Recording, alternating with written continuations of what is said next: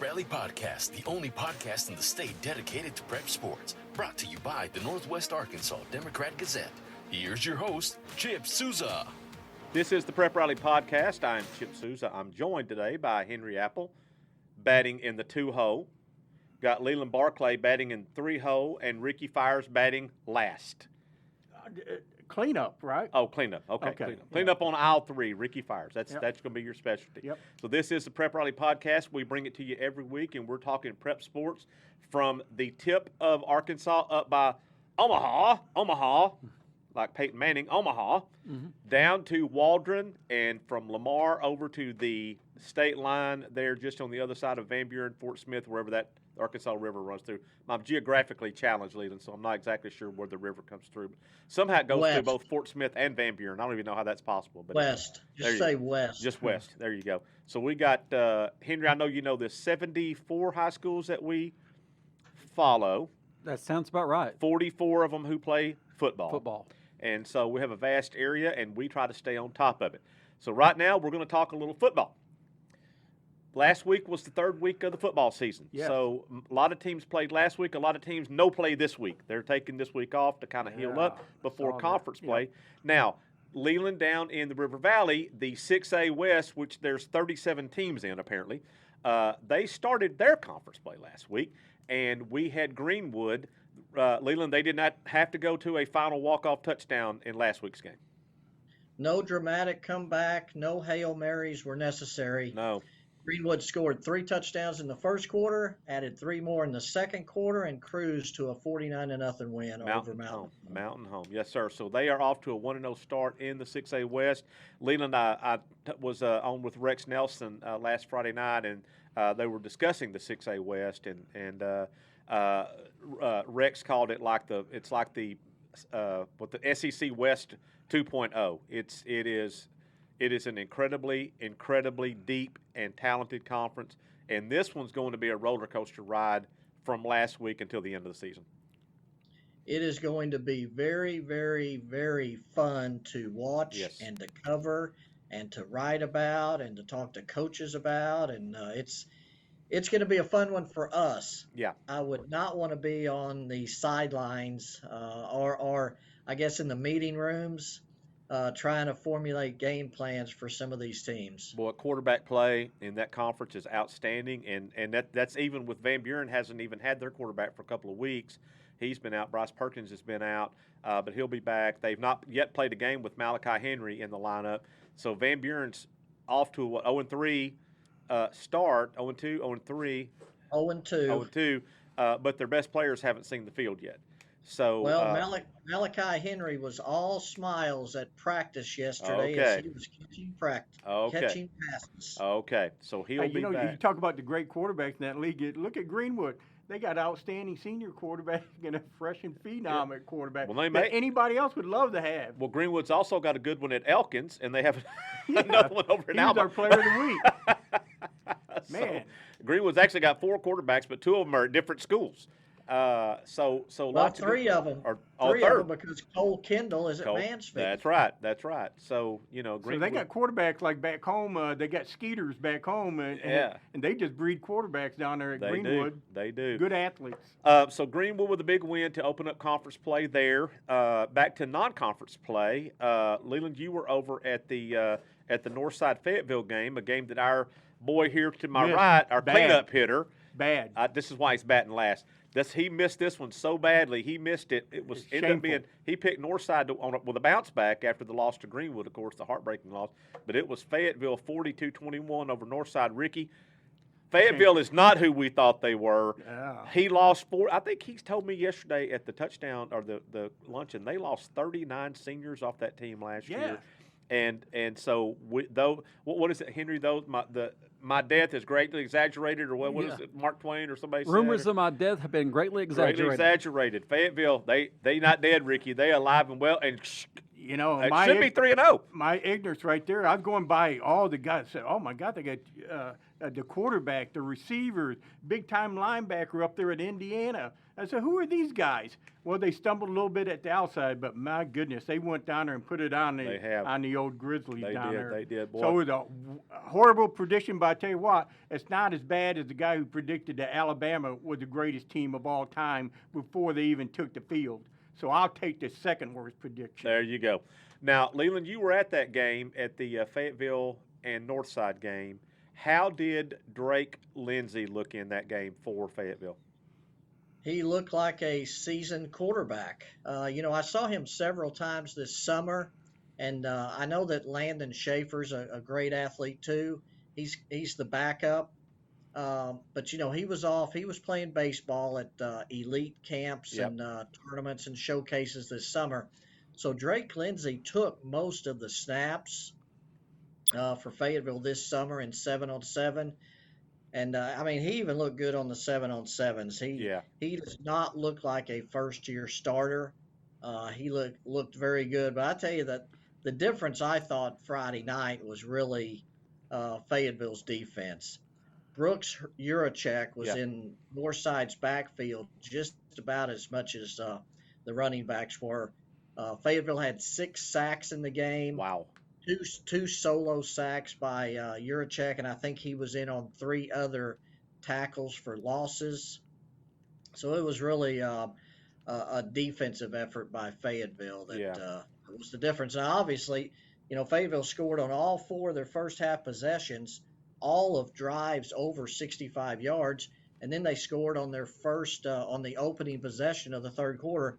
So they were 5 for 5 before they missed a field goal early in the fourth quarter. That's a consistency right there. I mean, that is, you know, they're getting it done. They're moving the chains, Ricky, and they're not that. So if they're doing that, Leland, that means that they're not getting any big chunk plays. They're just continuously moving the chains. Yes, and I tell you, a big part of that was, and I know that Casey Dick wanted to work on and develop a running game to go along with his passing game. Well, they did that because they had 2 running backs go over 100 yards on Friday night, which is the first time they've done that since I think it's 2015. Wow. So just add a running game to their passing game, and it's you know, I think it's safe to say at this point that Fayetteville has reloaded. Tell you what, Ricky, Drake Lindsey was at the luncheon yesterday. We recognized Fayetteville football as the program of the week. Hey, he's a big old boy. Yeah, what, he's 6'4"? Yeah, he's a big old boy. Now, how is he related to Jim Lindsey? I believe it's a grandson. Grandson, okay. Yeah. I know they've had a bunch of them play over there, right? Yeah. So, well, good. He's got the genetics, he's got the size, and good for them. You know what? I got to go back and get on my Fayetteville boys. I hope they let me get back on that bandwagon. I don't know, Ricky. They were talking bad about you. I deserve it. So had that going on. Now, also need to keep in mind too the game that Ricky and I went to. And Henry, I'm gonna let you jump in here in a second. Ricky, you and I were over at the Rogers Farmington game. It was Farmington at Rogers, Rogers' first home game. Ricky, I don't know about this game if I was more impressed with the way Rogers played or the way Farmington did not play. Farmington did not play disciplined football at all. Way too many penalties. You know, they just they did not look like a top-level team Friday night, and hopefully that's just a little bump in the road, and they'll get their attention this week. You know, you're exactly right. Now, I think they're gonna be okay because they got some talented players, but they made some uncharacteristic mistakes. What did you say? They jumped the lineman downfield how many times? Four times. Yeah. You know, and they'll go back on the tape. And JR said, "Man, you can't go down the field when they get a lot of mistakes." You know, even they'll be fine in 5A. But Ricky, you can't get penalized 13, 14, 15 times and beat anybody. Anybody. I don't care if it's 2A. Yeah. But I think Farmington's going to be fine. But my goodness, I was really impressed with Rogers. I mean, this is not the old Rogers teams that used to struggle. These guys are good, and there's a carryover from last year when they were 9-3. Now, so look out for Rogers. Now, Henry, you'll know this: the Cunningham brothers are at Rogers. Both of them basketball guys. They've been a huge asset to the Rogers football team. Chad Harbison went walking through the halls and looked and said, "Hey, y'all look like y'all can play some football. Come on." and got that. So he got the older Cunningham, I believe, is Ty Cunningham, and the other one is Cam Bam Cunningham. He's the younger brother, and both of them scored touchdowns Friday night. So nice pickups for Chad Harbison there, just walking the hallway and getting those kids to play. Yeah, you know what? Sometimes that's what it takes. Hey, I know you're a good basketball player. Let's go out here and play some football. And Cam picked up, what was it, the interception return? Yeah, about 70 yards. 72 yards. 72 yards, yeah. So, and the older brother scored on a 97-yard kickoff return. Big time play. Every time Farmington was trying to come back, Rogers, boom, right back at him. Had an answer. And so, Henry, let's talk about your game a little bit. Prairie Grove and Gravette. Yes, sir. So it was the first regular season game at Gravette's new turf surface. Ricky, have you seen the pictures of the turf over at Gravette? No. Wow, it looks really nice. Really nice. You know, and they I had need to get over there. You know, like a Gravette music festival outside the football state. I even saw somebody on horseback over there. Heck so you know, it was a festive situation. But you know what they say? Everybody loves a party, but nobody likes a party pooper. There you go. And Prairie Grove wrecked it. Was a party pooper, especially Ethan Miller, who the first 2 times he touched the ball was 64 and 56-yard touchdown runs, if I remember. One was on a toss sweep to the right, and the other one was on a little pitch play to the left. Well, Henry, I'm not a math major, but that's a pretty good average on 2 carries. Oh, yeah. Hey, Henry, how do you love the wing tee football? They've been doing it. Danny Absher's been doing it for 30-something years, and they beat teams consistently. They just out execute them. And they're they out physical you too. Yeah. Yes. Yeah. They're physically dominating, and like I've said it 100 times, when I go over there on occasion, nobody tackles wrap up to the ground better than the Prairie Grove Tigers. That's right. So That's right. they're not fancy, but they're effective. And Gravette did get within 23-14 in the second quarter, and I'm thinking, okay, we've got a game, but on the very next play, they're expecting Miller to get the ball and all that. We're going to give you a little wingback counter, and the kid took off 60-something yards for a touchdown. Please tell me the guard pulled on that play. Yeah. And, yeah. And, you know, I asked Danny Abshire about it. He just kind of grinned. He says, yep. He says, just when you think you're going to expect one thing, we're fixing to give you something else. There you go. And sure enough. Now, Leland, our boy Robert Yates was down at Little Rock Friday, and he covered the game at Little Rock Southwest. This was Little Rock Southwest against Rogers Heritage. Now, Ricky, these are 2 teams that they've struggled. They've struggled. Southwest in their 3rd season as a varsity team under Darrell Patton, the former Fayetteville coach, won 4 state championships. Rogers Heritage, a team that has, I went through last night, Henry, and figured it up. They had not had a winning season since, 2015. In fact, I think that season they went 5-6, but it was a 5-5 regular season record. But like 1-9, 4 times in that span, 0-10. But they had started out the season 2-0. They go down to Southwest, and I tell you what, Leland, Robert covered a great game. Heritage did lose for the first time this year, Ricky. It was 30-29. Heritage lost, but Leland, what I found most impressive was with 8 minutes to go in the game, Southwest got the ball, and Ricky, they ran out of the dead tee, which is the Mike Melham offense from his days at Cabot, and they ran off all 8 minutes of the 4th quarter clock. Out of the old wing tee, out of the dead tee. Out dead tee. The dead tee, yes. Yeah. So, Leland, I thought that was pretty impressive. You know, I went back and forth with Robert a couple of times, and a couple of things he said was that he was very impressed with how well coached Heritage is, which shouldn't surprise us, doesn't surprise us all. Right. And how much Southwest is improving. You know, they had a running back go for, I think, 247. They did.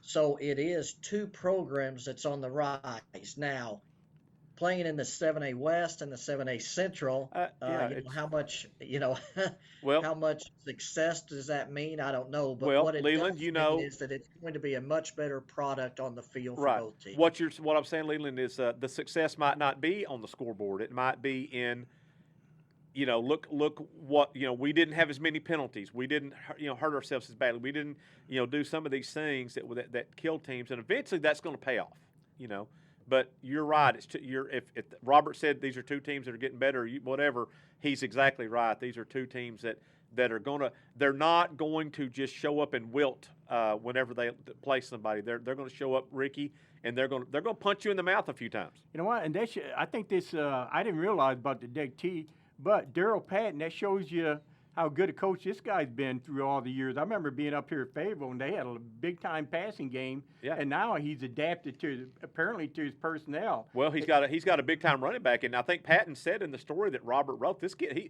Daryl said this is a D1 level running back they got. Okay, well, good. Yeah. So give him the ball. Good win for them, 30-29. I tell you what, you can't get a lot better than that. But to me, you run off the final 8 minutes of a game. That's pretty impressive. You deserve to win. You deserve to win. So we had that game. Also, but the one Leland that Walter Woody covered. Walter's still trying to figure the stats on that game. I think did Walter ever get his stats posted from the win in Southside game? Yes, he okay. did. 2 days later. He probably stayed up very late to do it though. So Ricky, 72-44 win over Fort Smith Southside. Southside led in this game at one point, 38-28. 38-28. And then Wynn, I think they scored, I don't know how many points in the fourth quarter, but it was a lot. It was a lot of points. They scored 4 touchdowns in the fourth quarter. I think they outscored Southside 28-6 just in the last quarter. Just in the last quarter. So that was a fun game. But there, Leland, there's Wynn in 5A. You know, they're another one of those teams in 5A that, you know, now that Pulaski Academy and Little Rock Christian are out of 5A, it's so wide open. And I know Parkview is the number one right now, but, I mean, any number of teams could win this championship in 5A. It's going to be a lot of fun.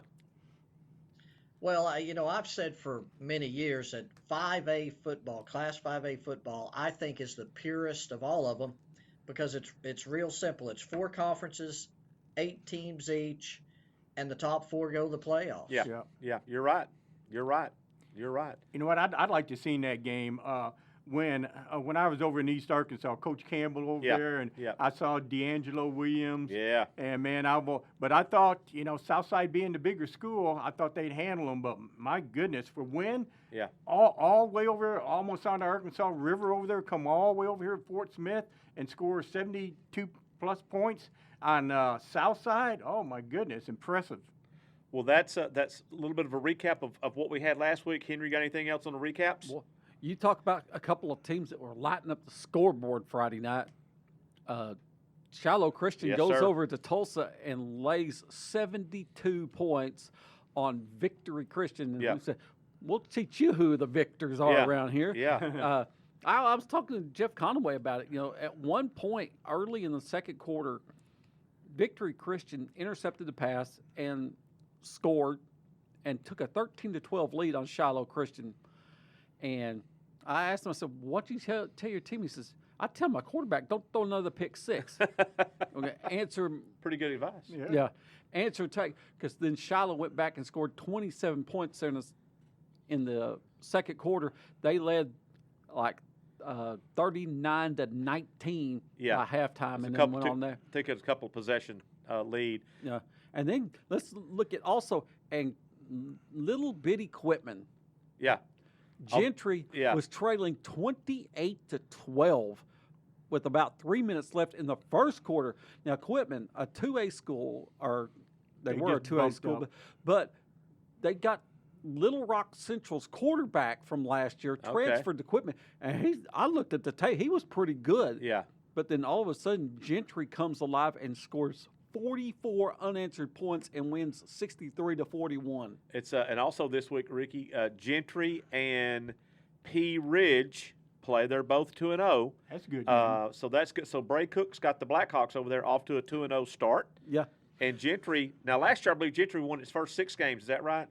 I think so. I think they went 6-0 before they lost their first game and had a great season.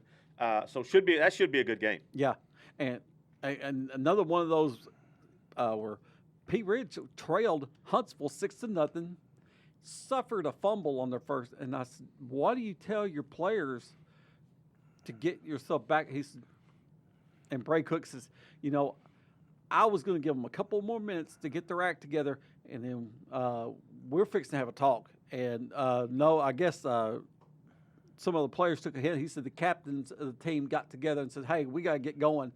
And next thing you know, they're in charge and won 35-6. 35-6. You know what made Bray Cook like my dad used to look at me? Just the Yeah, look. you get that All look. it took was the look You right get that there. look. Yeah, you better get after it. So as we mentioned before, a lot of teams are off this week. Although Bentonville is going to Kansas City Rockhurst for a game on Friday night, and I think Henry and your capsule, I think you said they've played each other every year since 2012. Is that right? Or something This like is that? the 9th meeting between the two teams Okay. since 2012. And Bentonville, it's been a good series. Yes. Bentonville has a 5-3 lead right now. Rockhurst was the team who they're 1-2 right now, but they played the team in Liberty North, who some people think will win Class 6A in Missouri. It was a 10-7 game Friday Okay. night. Well, they'll be tough. And Rockhurst was driving late in the game and turned the ball over on downs. So Rockhurst has been a power for 20 years. So Yeah, maybe long they've time. dropped a little bit, but I remember Barry Lunny was always wanting to play, somebody like that. They're like a Tulsa Union kind of. So anytime you go up to Rockhurst, that's a challenge right there. Yep. So we've got that going on. We've got Springdale Harbor making the long trek to Mustang, Oklahoma this Friday for their final non-conference game. It's got that going on. And then Shiloh Christian will be home Friday night against Lincoln Christian. And that should be a good game. I've got the capsule for that game in the Thursday Northwest Arkansas Democrat Gazette. And Lincoln Christian has a really good quarterback who's put up some big numbers. So that's going on. But the game of the week this week, Ricky, is way down in Logan County. Leland's got his horses saddled up and watered up, and they're fed. He's got good hay in them, and he is taking the ride down, far down to Logan County Friday night. Leland, this is going to be a great game. Harding Academy at Boonville. How about Boonville, who's lost to Harding Academy the last 2 years in the playoffs, last year in the semifinals, both times, it was at Harding Academy. Harding Academy's won 3 straight Class 3A state championships, and I said a couple of those at the expense of Boonville. Yep. Well, Harding Academy gets bumped up to Class 4A because of the competitive equity factor. And what does Boonville do? They turn around and say, hey, Let's keep let's playing. play. Let's keep playing. Yeah. How about that? Doc Crowley, anybody, any That's place, right. anytime. Yep. Well, it was 2 years ago that they had an open date because of the COVID thing. Yeah. And they go to Texas to play. Went to play Timpson. It's a really good team. Yeah, And then, of course, they opened the season this year in Pine Bluff against Dollarway. Yeah. And whip them. Ain't scared. No, they're not scared. Ain't It'll be a good game. You're going to have Harding Academy's passing attack. They like to throw it all over the place against Boonville's pound the football attack. And it'll be interesting because, Cade Smith was going to be a returning starter for Harding Academy, the really good pitcher that's committed to the University of Yes. Arkansas as a pitcher. Well, he decided to focus just on baseball. So now they've turned to a sophomore and who Coach Evans, they were at the Shiloh Christian 7-on-7, Right. the Southwest Elite. And I talked to him there, and he said that this quarterback, even though he's a sophomore, they don't feel like they drop off a whole lot. Now, obviously, there's a big difference between having a senior and a sophomore quarterback. Yeah. But they feel real good about this sophomore quarterback. Well, I remember Kyle Frazier was a sophomore quarterback at one time, too, at Shiloh Christian, and that turned out okay. I think Rhett Lashley was sophomore quarterback was. down at Junction City, Yeah. and that turned out okay. Yeah.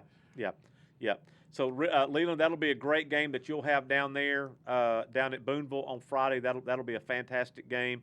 Harding Academy 2-0, Boonville 2-0, and what a great job they did of putting that game together. So that will be awesome. So we also got some other sports going on. We got volleyball, which is about the midway point, Henry, of the conference season. Looks like Fayetteville. They just won a big tournament over the weekend. Anybody going to beat them? I do not see it Yeah. whatsoever. I think they're like nationally ranked somewhere, and fixing goes like some sort of tournament in Las In Vegas. Vegas, yeah. So In fact, they have moved the game. They were supposed to play Harbor, I believe. I think or it's Southside. Or Southside. They were supposed to play Southside on Thursday. They've backed that game up. It's going to be played tonight. And so that's going to be a big volleyball game tonight on Wednesday night. And that one done so that Fayetteville can go ahead and get out of here and get down there, go to that tournament in Vegas. So good for them. So they're very, very good, Ricky. You know, I don't think it'd be a stretch to say probably the best volleyball team we've seen in this region in quite a long, maybe ever. Fantastic. And so got that going on. In golf, we had the big first tee 2-day tournament on Monday and Tuesday. That was played at the Bella Vista Country Club up there. The Harbor girls, I believe, and the Bentonville boys Ken won. Early. Yep, there you go. Ken Early. They won that, and so we have coming up in 2 weeks. The girls will have their 6A girls and all the other classifications will have their state golf tournaments coming up at the end of the month, and then the 6A boys will be the following week, the first week of October. So golf season's getting wrapped up. Same thing with tennis. We have conference tournaments coming up at the end of this month, and then they'll have the state tournaments after that. So tennis will be getting wrapped up. The Chili Pepper Cross Country Festival will be coming to Fayetteville. Ricky, it'll be it's first week in October. First week in October, so we got that. And that always signals that it's really time for cross country, and they'll have that. And then the conference meet, then the state meet coming up for that toward the first week of November down in Hot Springs, if I'm right about that. And then volleyball, again, we mentioned they're at the halfway point, and they will be having their state tournaments mid-October with the state finals also down in Hot Springs the week before the state cross-country meet. So fall sports are wrapping up. We had a little bit of coolness in the air. Man, I love it. I mean, when I get up in the morning, yeah. Before I send my wife, I say, you better wear a coat, and she comes home, sweating because it warms up pretty quickly. But yeah, we're getting that cool weather. I love that cool weather. Ricky, it's almost a time to have a little campfire. I love me a good old campfire with some s'mores. Yeah. Or a hot dog. Yes, sir. A hot dog or 4 or 5. Yeah. At least. Yeah, something like that. Chili. Yeah, hot dogs are good. They're healthy. You can get turkey dogs. You ever have a turkey dog? No. Don't do it, Ricky. Don't go down that road. And definitely no tofu dogs. Oh my goodness. No, we don't want any of that. Leland, what else is going on before we talk about unveiling a little surprise for this weekend? Well, you talked about, of course, the long sleeves. My wife laughed at me Sunday morning because I wore long sleeves to church Sunday morning. Yeah. So Leland's also a guy that likes 98-degree weather down there. Yeah, it was definitely a little chilly. But we talk about the games in this week, and don't forget about Nashville. Yes. And Charleston. Yes, that's right. That's another big one between two tradition-rich schools. That's going to be a knockdown, drag-out too. And maybe the most overlooked game down here this week is Waldron going to Mansfield. That's a rivalry game. Okay, yeah. And last week, Logan Young for Waldron rushed for 301 yards on 35 carries in Waldron's win over Falk. Wow. And, of course, Mansfield has, Cole Kendall and a couple other Greenwood move-ins as well. So that's a really big game for those two teams as well. Some big games this weekend, Ricky. A lot of teams taking off, but there's some big games out there. So if you're a listener, go out there and catch a good high school football game on Friday night because there's going to be quite a few in the area to go see. Hey, is Falk, are they called, you got to tell them, they got to be called River Monsters or something, right? You have any idea what Falk is called? They're the Panthers. The Panthers. Come on, Falk. The Panthers. Be better. They could have had they something could have really the River special. Monsters. Absolutely. I saw that movie. Still scared me. And that was just last week that he saw it. Yeah. So let me unveil a little surprise for you. If you're in the River Valley, Ta-da. if you're in the River Valley and you are a subscriber to the Northwest Arkansas Democrat Gazette / River Valley Democrat Gazette, starting this week, this Sunday, you will have a 4-page River Valley Democrat Gazette section with your Democrat Gazette. It has been a 4-page section up until now. This week it goes to an 8-page section. 2 of those pages will be sports pages. Woohoo! River Valley only content. River Valley unique, River Valley only content. So the sports content that we'll have each week, we will have a nice feature by our main man down there, Leland. Yes. He will have a nice feature each week. This week it's Julius Thomas, a football player at Fort Smith Northside, but it could be anybody. Anybody. We will have Kevin Taylor, a former sports reporter for the Southwest Times Record, will be doing a small colleges report in which he will document the performances by River Valley athletes who are playing at the collegiate level. So if you got a former player that's doing well at the University of Central Oklahoma or Ouachita or wherever, Cowley County Community College, we want to know about it, and we will document their successes in his notebook.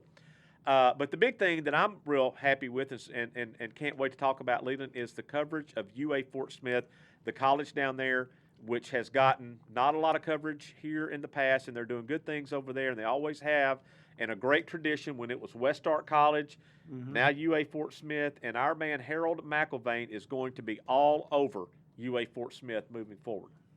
You know what? And this is just not a bunch of yahoos or retreads like us. No. This is top-line guys. Leland, of course, been doing this for a long time. And Kevin Taylor, he's been around there for a while, even Harold. So this is from the best writers in River Valley. So, man, if you're in that area, man, you got to get that Sunday section. We are excited. So we want to let you guys know in the River Valley that we want to certainly write about your kids and talk about your kids. So if you got kids who are excelling, let us know. Reach out to Leland, reach out to me, reach out to Harold, reach out to Kevin, whoever you can get in touch with, and let us know about it. And we want to to make sure that the River Valley is covered like a blanket. Yeah, and Arkansas Fort Smith, man, yeah, that's good because they deserve that, man. Yep. They're big time down there. Yep. Yeah, we have a lot of things planned, a lot of features coming up the next month and a half that we've already talked about. And you're right, UAFS, I think it's safe to say that the sports coverage for them, they've been slighted. Yeah, they have been. Yeah. They have been. And we're gonna make up for that. It's Leland. I took Leland and Harold. Kevin was tied up last week, couldn't make it, but Leland and Harold, we met down at George's. Ricky, best burgers around. Yeah. At George's. If there used to be a thing, Leland, if you wanted to know what was going on in Fort Smith, just go to George's at lunch, and you could get There was no telling what was being discussed at lunch at George's. It was, street projects and new buildings and new restaurants and whatever opening. If it was happening in Fort Smith, it was going to be discussed at George's before, it ever was official. So I like that Greek spaghetti too. Yeah, oh yeah. So we went down there last week and met with the SID, Justin, the sports information director at UA Fort Smith, and kind of laid out our plans on what we want to do for coverage of UA Fort Smith. And I tell you what, I've seen a lot of happy faces on Christmas morning when you give a kid a big Tonka truck or whatever. Yeah. Justin's Christmas Day was last Tuesday. His eyes got real big. He goes, You're gonna have stories about us every week? And I said, yeah, you're gonna get sick of seeing Harold McIlvaine in your office, but he's gonna be there a lot. It's not. It could be worse. It could be Ricky Fire's face you see all the time. Yeah, I used to be down there for a while too. So he was happy. We're happy. We're excited about it, and we're making a big time push into the River Valley. And what is it they said in was it Tombstone or whatever? I'm coming. I'm coming. I'm coming. I'm not telling you what I'm bringing with me, but I'm coming. And Harold's kind of like one of those stallions that you finally let the reins go. Yeah. And he's going to take off. He takes off, and he's gone. So he's excited about it. So that will be this Sunday and every Sunday in the River Valley Democrat Gazette. You're going to now have sports coverage in the River Valley Democrat Gazette, and we're starting with this, and it's going to continue to get big and big and big and big. And once that rock gets rolling, Ricky, it's rolling. It ain't stopping. Yeah, it ain't stopping. Well, and one of the other things we're going to be doing too is we're going to be from selected games on Friday night. We're going to kind of expand on that game because Rick's talked about this before, and Henry's, we're all like this. Is we cover a game on Friday night, and of course we've got about 30 minutes to put our story together, and it's really, it's almost like the Cliff Notes. We're skimming. We're just skimming. Of the game. Yeah, we're it's skimming. Meatball surgery. Yeah, we're skimming. Then you go back and do the full. Given another 30 or 45 minutes, we could all write at least twice as much as we do and go in depth on. I mean, we could write paragraphs sometimes on just one play. Sure. We get an angle from a receiver and then talk to the quarterback about what he saw, and the offense coordinator what he might have saw in the second quarter that might open that play up in the fourth quarter. And so we're going to be able to expand on that as well Yep. on selected games in Sunday's edition. Exactly. So looking forward to that. And if you are not a subscriber to the paper, you can still buy the print. It's going to be in the printed edition. They'll have also in the print. But if you're a subscriber, of course, you get our content every day on the iPad or however you get it. But it'll be the print edition. So we're excited about that. So that's going to wrap up this edition of Prep Riley, the podcast. And we'll be back with you next week. We'll talk about more high school sports here. So for Henry Apple, for Leland Barclay, for Rick Fires, I'm Chip Souza signing off. We'll be back with you next week. Same bat time, same bat channel. See ya. The Prep Rally Podcast is produced and directed by the Northwest Arkansas Democrat Gazette. Find us on SoundCloud, Apple, Google Play, Spotify, and Stitcher.